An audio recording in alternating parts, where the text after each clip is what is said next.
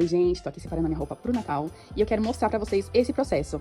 Primeiro, eu não comprei nada, tudo que eu tenho aqui eu já tinha, não tenho nem coragem de enfrentar as lojas nesse período, eu acho também que não precisa, a gente pode explorar mais o nosso guarda-roupa. Então, eu comecei primeiro com essa peça aqui, que é um casaquinho todo de pedraria, que eu nunca usei, eu sempre achei ele maravilhoso. Eu paguei ele 5 euros na Penny, já tem muitos anos, até uns 7 anos, não façam isso. Então, eu comecei a pensar primeiro por essa peça aqui. Com base nela, eu pensei no resto do look. Então, eu quero usar com cropped.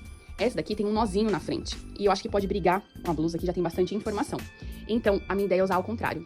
Aqui, uma calça pantacur de alfaiataria, também acho que pode ficar bacana essa composição.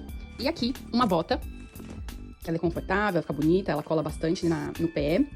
E aqui os acessórios. Os acessórios, eu deixei aqui alguns só pra eu testar na hora. Não significa que eu vou usar todos eles, mas aqui é uma ideia. Pode ser que eu troque uma coisa ou outra, a princípio vai ser assim.